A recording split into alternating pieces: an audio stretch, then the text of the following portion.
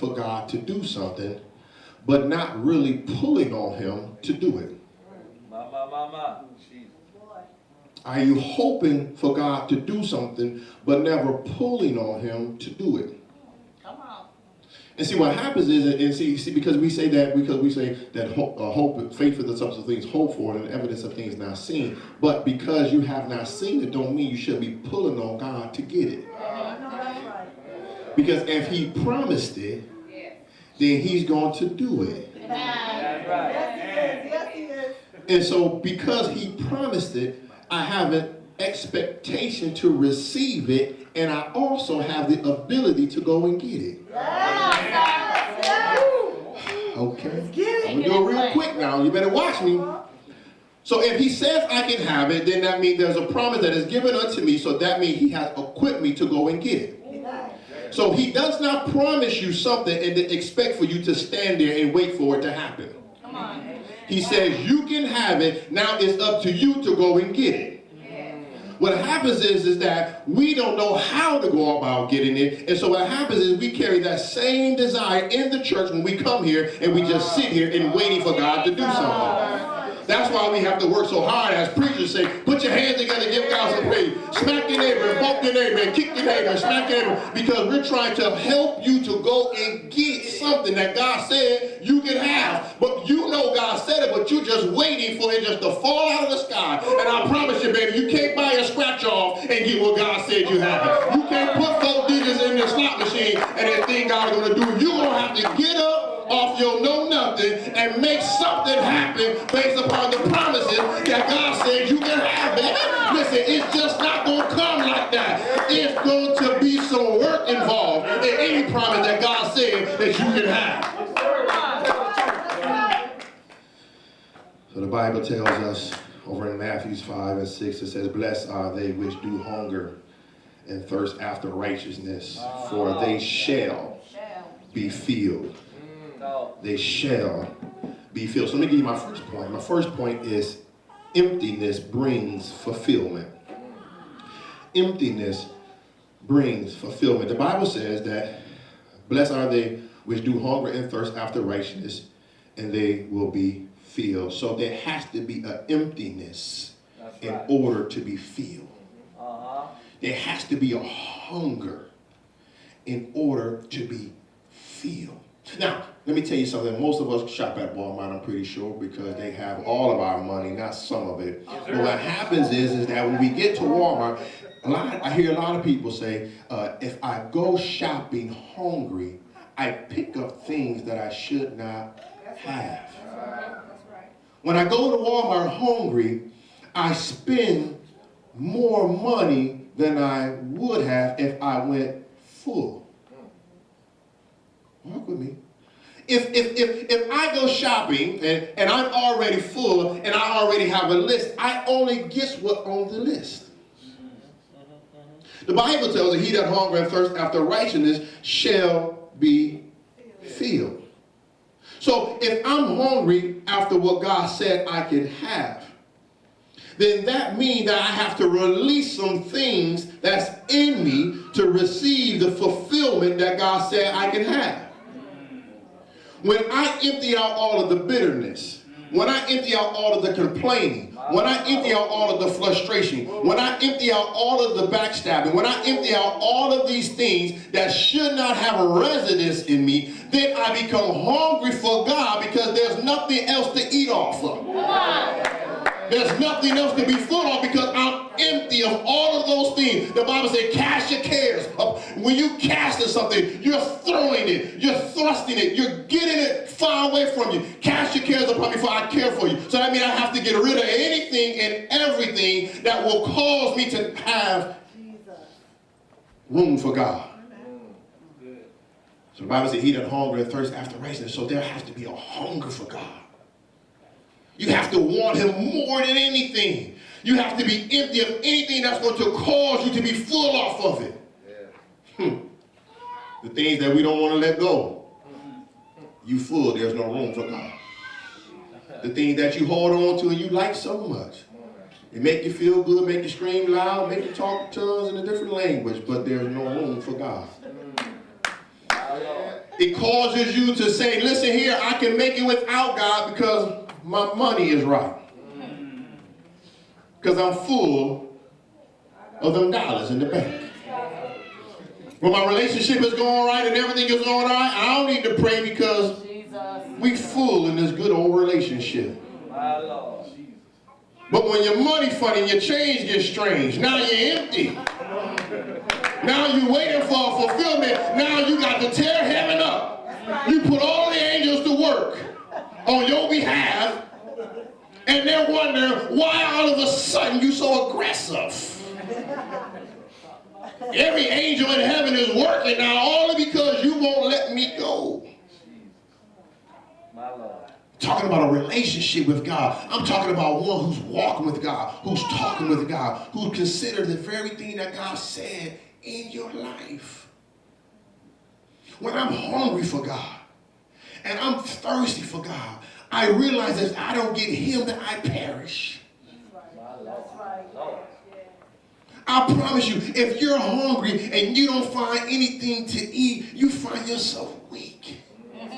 Come on, that's good. Vulnerable for anything. And that's why we become malnutrition, because we'll just start stuffing anything in our mouth. We'll just start accepting anything. And now the enemy comes in with his old counterfeit stuff, and now he just started to feed you some stuff that don't belong, and you just eating it. You just eating it because you empty. You don't have nothing to sustain you when the enemy comes. So now you're wondering if it's God or if it's the devil. If it's me or if it's you. And so we're trying to figure this thing out because we're hungry, because we're not hungry anymore. We're not thirsty anymore. We're not considering the things that God said we can have. And now we're just running around here. And now we look like we Christians in a world of saying, look at here. You pull up in your driveway, car smoking, you living for God. Trusting him, and then your neighbor pull in, can't even make it to the steering. We just walked out there, Mercedes-Benz. And you look and you say, God, what's going on? And God said, you're not hungry for me.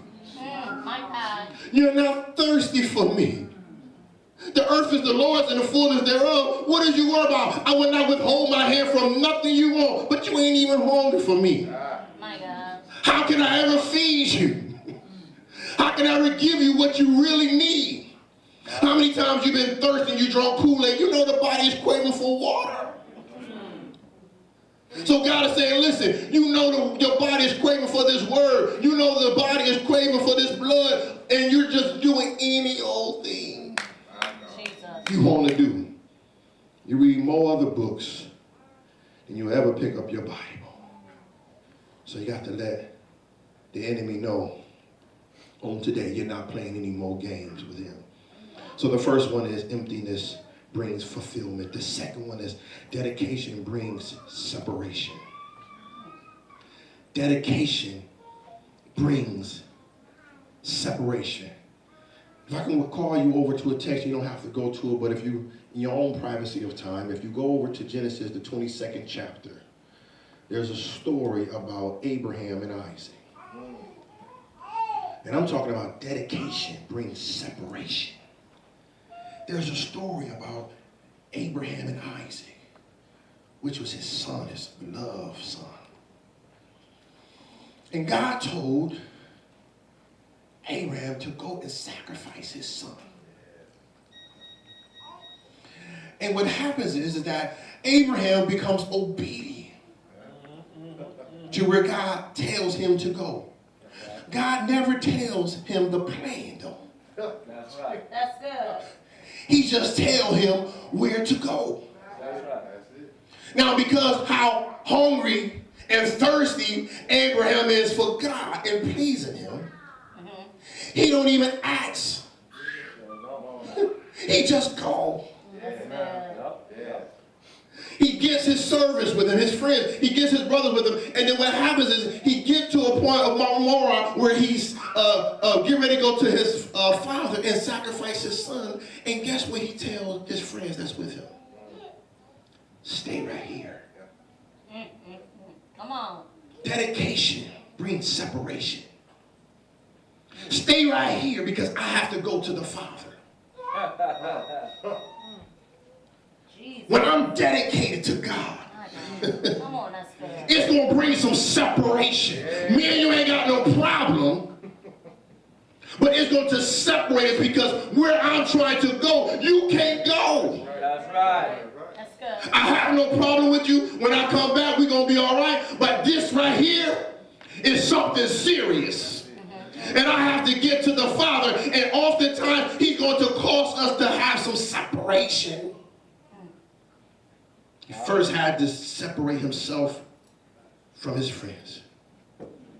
And then he get to a place where he may have to separate himself even from his son. All to be obedient unto God, never realizing or understanding that God has a plan. He's just trying to see how obedient he will be. But listen, whether it didn't matter what he was going to do, he was faithful. Yes, that's it. Yes, he was. When perilous times come into your life, are you still faithful? Are you willing to separate from some people, some things that may have an end benefit to it, but in the long run cost you something Jesus. that will prohibit you to reaching your future?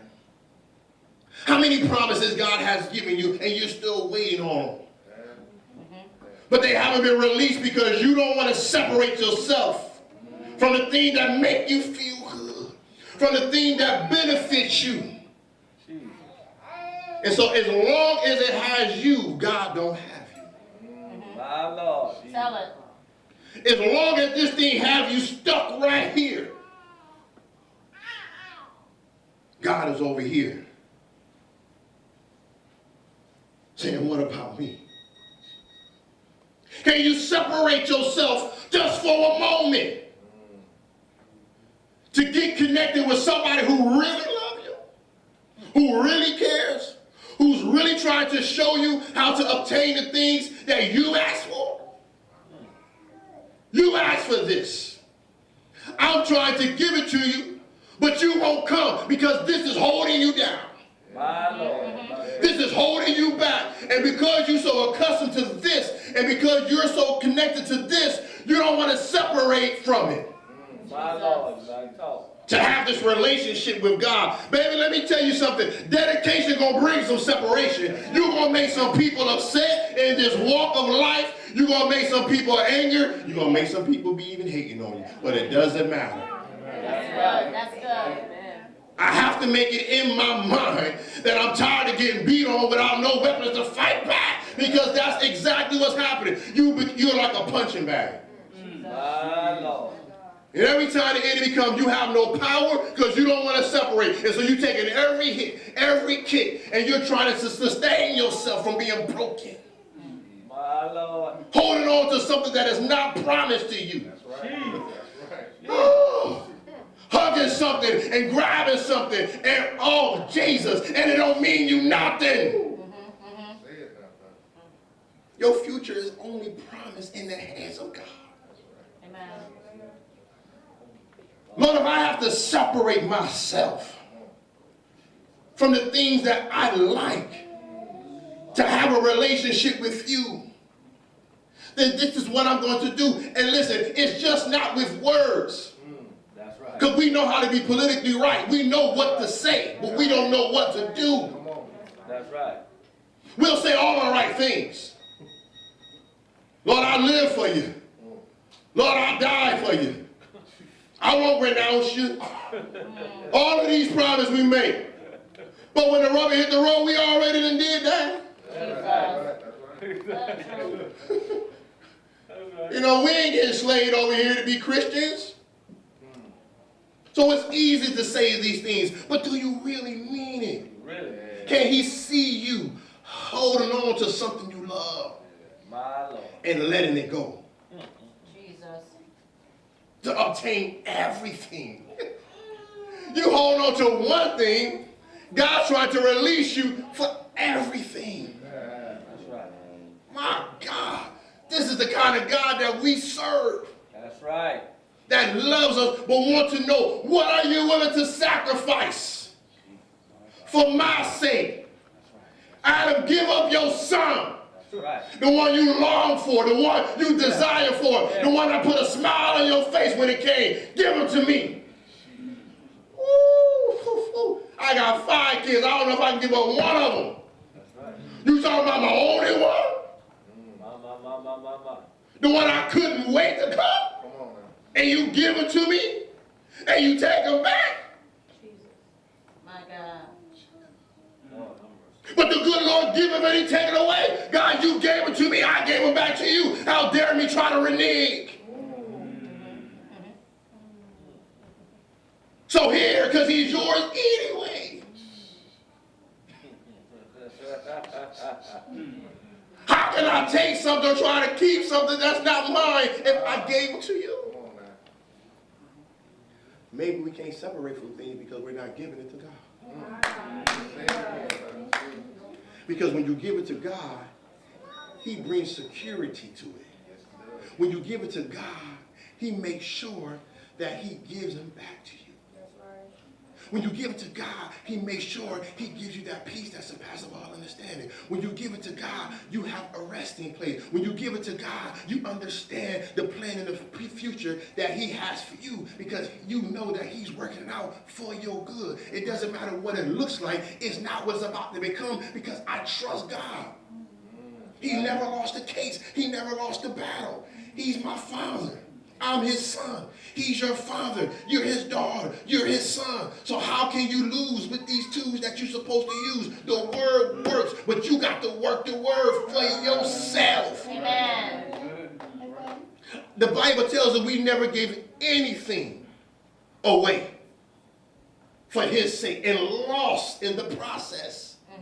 Nothing. You can't give away nothing and lose if you give it unto God.